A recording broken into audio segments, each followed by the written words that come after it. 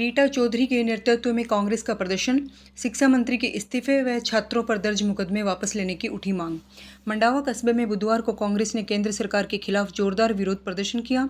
NEET paper leak प्रकरण तथा दिल्ली के जंतर मंतर पर प्रदर्शन कर रहे छात्रों पर पुलिस कार्रवाई के विरोध में कांग्रेस कार्यकर्ताओं ने नगर पालिका चौक पर एकत्र होकर केंद्र सरकार के खिलाफ जमकर नारेबाजी की और प्रधानमंत्री नरेंद्र मोदी का पुतला दहन किया।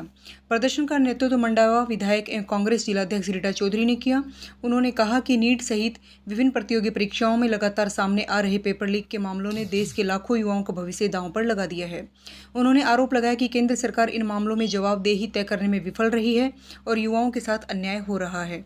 रीटा चौधरी ने केंद्रीय शिक्षा मंत्री धर्मेंद्र प्रधान से नैतिक जिम्मेदारी लेते हुए इस्तीफा देने की मांग की।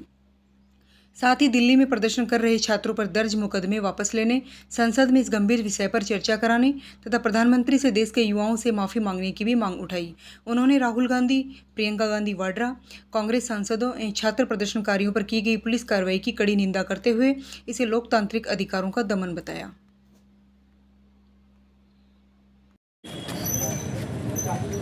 परसों दिल्ली के अंदर जंतर मंतर से प्रोटेस्ट कर रहे थे छात्र और युवा वर्ग, और वो अपनी जायज़ मांगों को लेकर पैदल मार्च निकाला था उन्होंने पार्लियामेंट के घेराव के लिए, और बहुत शांतिपूर्ण तरीके से चलने वाला वो मार्च था।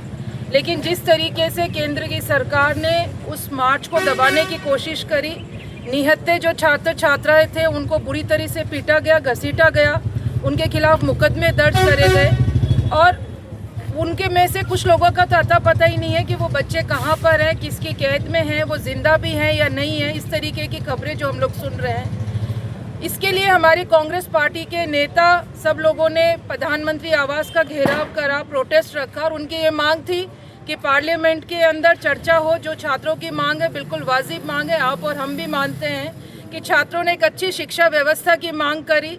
जो पेपर लीक होते हैं, बच्चे हज़ारों घंटे पढ़कर और अपने परिवार को भूलकर जिस तरीके से मेहनत करते हैं और परीक्षा के वक्त पता चलता है कि पेपर लीक हो गया है, उसके खिलाफ की एक शिक्षा अच्छी व्यवस्था हो, परीक्षा की एक अच्छी व्यवस्था हो, साफ सुथरी पारदर्शी व्यवस्था हो, उसकी मांग को लेकर युवाओं ने अपने सपने, अपने भविष्य की मांगों को लेकर जिस तरीके से प्रोटेस्ट करा था शांतिपूर्ण, ये मांगे कांग्रेस पार्टी के हमारे लीडर्स जो है, लीडर ऑपोजिशन, और राज्यसभा में जो हमारे लीडर ऑपोजिशन है खड़गे साहब, उन्होंने प्रधानमंत्री आवास पे धरना प्रदर्शन करा। वहाँ पर भी नहीं रुके प्रधानमंत्री और उनके सरकार, और उनके जो सिपह सलाहकार थे वहाँ पर भी नेता प्रतिपक्ष को घसीटा गया, वहाँ पर उनको उठाया गया, और कोई महिला सिपाही की व्यवस्था नहीं थी। जिस तरीके से बच्चियों के साथ दुराचार करने की जो बातें सामने आ रही है, हमारी जो नेता है प्रियंका गांधी, उनको जो जेल के लिए ले जाया जा रहा था गाड़ी के अंदर, तो उसमें भी आप लोगों ने देखा होगा कि वहाँ पे पुरुष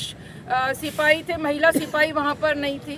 तो जिस तरीके से बर्बरता पूर्वक रवैया रहा है इस केंद्र की सरकार का, और वो जवाब देने को तैयार नहीं है। धर्मेंद्र प्रधान का इस्तीफा मांग रहा है, पूरा देश मांग रहा है, लेकिन इनके कान पे जूं नहीं रेंग रही है। इन सब बातों को लेकर कांग्रेस पार्टी ने ब्लॉक स्तर पर, हर जिले के अंदर, हर राज्य के अंदर ब्लॉक स्तर पर ये निर्णय करा कि इस तरीके के धरना प्रदर्शन हो, बच्चों की आवाज़ को बुलंद किया जाए, बच्चों को न्याय दिलाया जाए। इसलिए यहाँ पर मंडावा ब्लॉक के अंदर ये धरना प्रदर्शन और मोदी जी का पुतला जलाया गया। हमारे सब नागरिकों को समान अधिकार दिए हैं, और कोई देश में कोई सत्ता इस तरह की दमनकारी नीति अपनाती है, उसका विरोध करने का भी अधिकार सबको है। हमारे यहाँ के छात्र वर्ग और जितने भी कार्यकर्ता थे जंतर मंतर पे शांतिपूर्वक धरना दे रहे थे। यहाँ पे सोनम वांगचुक ने भूख हड़ताल की। सबसे बड़ी बात देखने को ये मिली कि सरकार का कोई प्रतिनिधि वहाँ पहुँचा नहीं, और बल्कि पुलिस के जरिए वहाँ पर दमनकारी नीतियाँ अपनाई गई, उनको ज़बरदस्ती वहाँ से हटाया गया। और परसों भी हम देख रहे थे छात्रों पे जिस तरह से दमनकारी नीति के तहत, और ऐसे लोग जिनके न तो कोई नंबर प्लेट थी कि वो पुलिस का आदमी है या साधारण कपड़ों में थे, वो बीजेपी के गुंडे थे, क्योंकि उन्होंने कोई नंबर प्लेट नहीं लगी, नेम प्लेट नहीं लगा रखी थी। क्योंकि जो भी अधिकारी होगा, पुलिस की ड्रेस में होगा, तो कम से कम छात्र इस बात को समझ सकते थे, लेकिन वो गुंडे वहाँ पर छात्रों पर टूट पड़े हैं।